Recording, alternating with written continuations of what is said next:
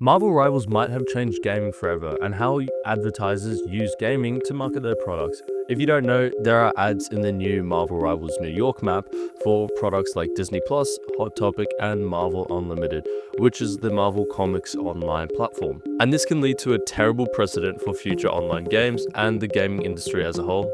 Let me explain. See, gaming has been on the rise in the last decade, especially during the COVID era, as it was a way for many people to connect with friends during an isolating time, with Prime Fortnite being a key indicator of its popularity, and recent videos on TikTok and Instagram showing what Prime Fortnite was like during COVID-19, and especially it with the rise of OG Fortnite. Gaming has also had major title releases in the last few years, with Baldur's Gate 3, Zelda Tears of the Kingdom, Alan Wake 2, Black Myth Wukong, Astro Bot, and you even look at this year's lineup with Expedition 33, Silksong, and Ark Raiders. While gaming has had a massive increase in popularity, companies have started to try and advertise in video games. Nike, Puma, and Adidas are key examples in sporting games such as FIFA and NBA 2K. And while sporting games are expected to have some sports advertising such as Nike and Puma, especially as they are sponsors for some of the players and seen on player jerseys in real life games, even any and all Fortnite collaborations are some form of advertising for the artists as they use it to reach a broader audience. Fortnite is one of the most popular games right now, especially with the younger audience, so any and all collaborations they do, including other popular IPs such as Travis Scott and The Simpsons, are a way to bring back hype to the game and engage players who have other interests other than Fortnite. For the Fortnite live events, these only happen periodically where they were planned out and built massive hype around the event, so in many content creators pulling millions of views per event. Fortnite for the longest time has also been known for their live events, especially up into the early days of the Rocket event from Fortnite Season 4 Chapter 1. This cemented Fortnite's ability to hold popular live events which were fun and engaging. However, the Marvel Rivals New York is a little bit different to this. While the live events and even some of the game brand sponsors in 2K games, Marvel Rivals has a live loop of all their games with the trailers from previous seasons, such as the Season 1, 2, and 3 trailers, and even up to their most recent game mode of the Nightmare mode. However, one advertising that is shown is for the Marvel Disney Plus series, TV shows, and movies, which is significant for a few reasons. 1. Marvel now has another way to market all their content faster and in a new platform. 2. The advertising will be constant and always there when you load into the New York map. 3. This sets a precedent for other game developers who will be doing live service games to put ads in their games as a way to market to gamers and other online communities. While Marvel Rivals will be only advertising Marvel-related content, such as new content or events, movies, TV shows, or comics, while many can simply choose to enter another mode of Marvel Rivals and just not look at the advertisements, this mode is designed as a place for players to engage while they wait in queues for a game, and is meant to stop people from just waiting around in a deathmatch. The concept of putting advertising in this mode demonstrates two things.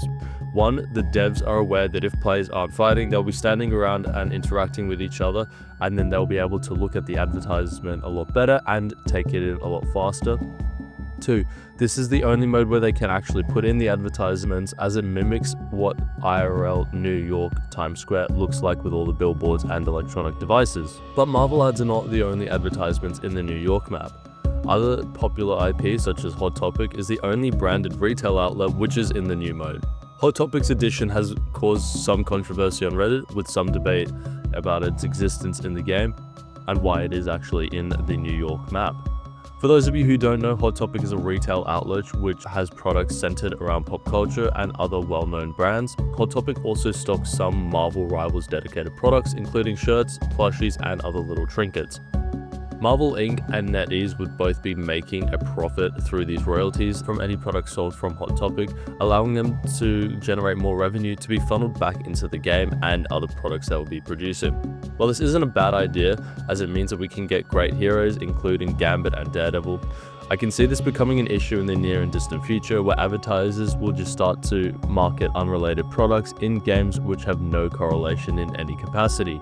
With GTA 6 coming out next year, many are speculating the game will have live ads in the online mode.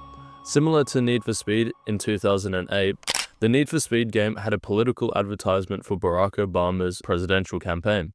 In a world where gaming companies are trying to monetize every element of consumer life, up to and suggesting that consumers are to actually pay for the hours they spend in game rather than the initial upfront costs which we all regularly pay, companies like EA and Ubisoft, which have been notorious for being money-hungry conglomerates, will try and find a way to monetize every single aspect of a consumer's life.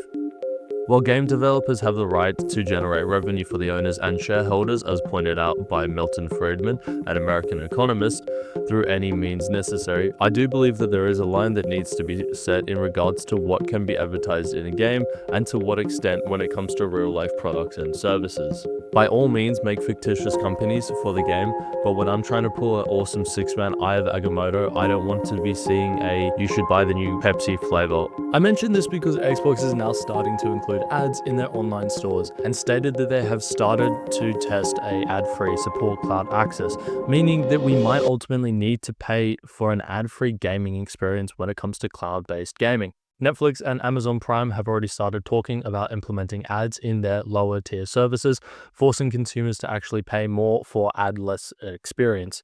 This just defeats the whole purpose of paying for services, such as before they were just designed to be 20 to an hour-long episodes or movies with no ad interruptions. Now it's just like free-to-air TV, but you need to fork out more money for an ad-less experience, and you're just paying base for the movie or TV show itself. I'll circle this back to Rivals and the gaming issue at hand. With Marvel Rivals setting up a new mode where players can come in and relax and chill out, I feel like advertisements should be the last thing that players actually want to see. I know when I load into a game, I don't want to be shown ads, I just want to play the game. I understand that the devs can pick and choose their brand partners, what the billboards actually say, and if they want advertisements to be real or fictitious companies in the Marvel Rivals universe. But when I jump into Marvel Rivals, I want to play Marvel Rivals. I don't want to sit and I don't want to watch ads for other products I know in the real world that I could get. I feel like to a degree it takes away from the point of video games, which is to switch your brain off and just play a game, not consume marketing tactics from large companies about a product that you may like or may dislike. That's just my humble opinion anyway. Let me know in the comments below if you do enjoy the new Marvel Rivals New York map and if you think that the advertising methods should be scrapped altogether, or if you haven't taken too much notice of it and you just don't really care. But anyway, thanks for watching and I'll see you all in the next one. Cheers fellas.